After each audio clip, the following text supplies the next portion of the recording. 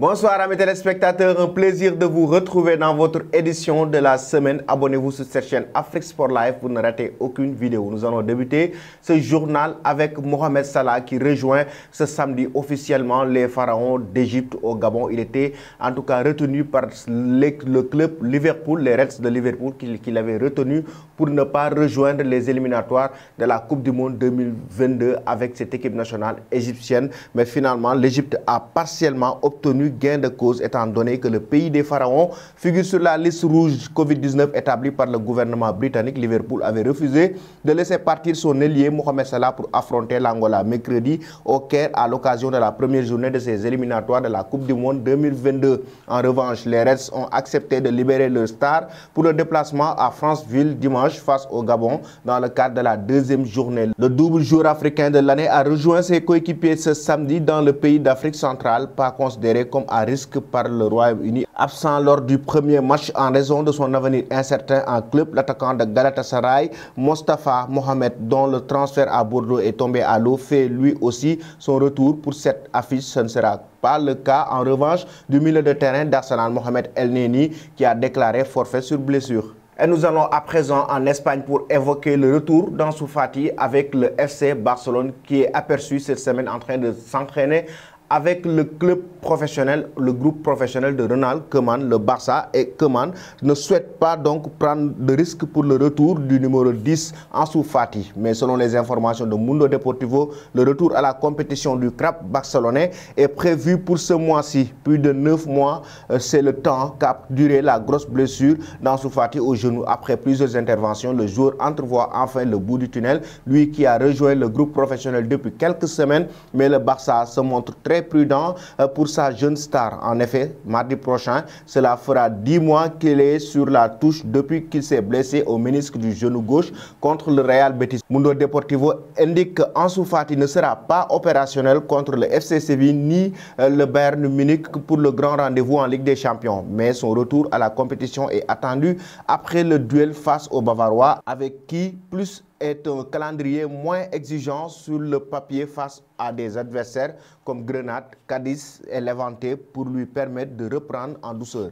Cela a créé beaucoup de polémiques cette semaine. Le tacle d'Adrien Martinez, le joueur vénézuélien, sur Lionel Messi, c'était lors des éliminatoires de la Coupe du Monde 2022 entre le Venezuela et cette équipe d'Argentine et Adrien Martinez, l'international vénézuélien, qui a mis Lionel Messi en danger lors de cette rencontre qui a été disputée ce vendredi avec un tacle brutal, a présenté ses excuses pour son action via son compte Twitter, regrettant pour son geste qui lui a coûté un carton rouge direct seulement 7 minutes après être rentré sur le terrain pour remplacer un coéquipier blessé. Adrien Martinez a posté un message sur les réseaux sociaux pour s'excuser auprès du staff technique de l'équipe, de ses coéquipiers et des supporters vénézuéliens. À tout le monde sauf Lionel Messi qui, malgré le tacle brutal, a continué la rencontre. Aujourd'hui, je n'ai pas de mots. Ceux qui me connaissent savent que je n'irai jamais à l'encontre de l'intégrité physique d'un collègue. Je veux juste m'excuser auprès du staff technique, de mes coéquipiers et de tous les fans de Venezuela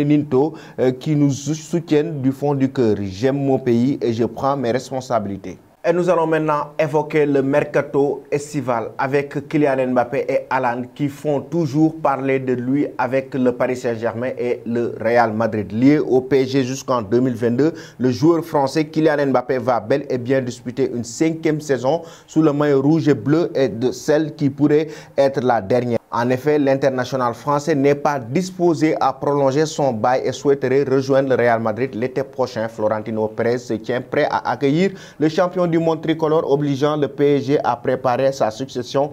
Erling Haaland est la grande priorité des dirigeants en cas de départ de Kylian Mbappé et l'intérêt du Paris Saint-Germain se confirme. Mais le souci en est que Florentino Pérez prépare les contours de son offre pour s'offrir le génie français la saison prochaine. Le président des Merengues voit les choses en grand pour 2022 puisqu'il a les deux cracks dans le viseur. Ce samedi, le quotidien AS a annoncé que le Paris Saint-Germain avait approché le clan Haaland dès cet été alors que l'avenir de Mbappé était incertain, mais l'intérêt du club de la capitale est toujours d'actualité. Comme l'explique le média espagnol, Haaland reste dans le collimateur des Parisiens si Mbappé quitte leur effectif. Selon une source, pour rappel, le Norvégien disposera d'une clause libératoire estimée à 75 millions d'euros pour quitter le Borussia Dortmund l'été prochain.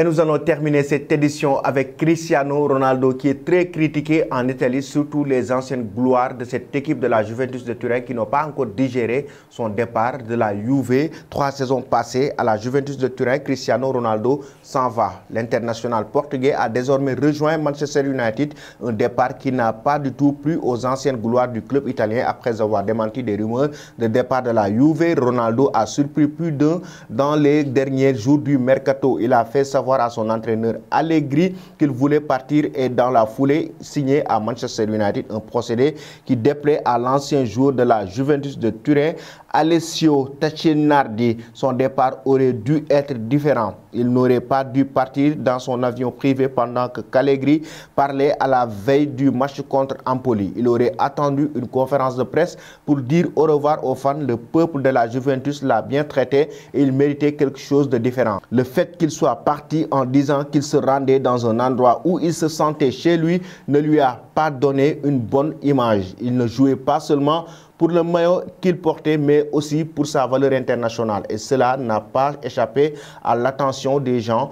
Il a mis la Juventus en difficulté en partant si peu de jours avant la clôture du mercato. Remplacer une machine à marquer comme Cristiano est impossible, a-t-il déclaré dans des propos relayés par le journal Marca. C'était tout, chers amis, concernant votre édition de la semaine. Avant de vous quitter, la question concernant le Paris Saint-Germain et Haaland. Selon vous, le joueur norvégien doit-il rejoindre le club de la capitale française et Mbappé doit-il aller du côté du Real Madrid l'été prochain? Merci et bonne fin de soirée.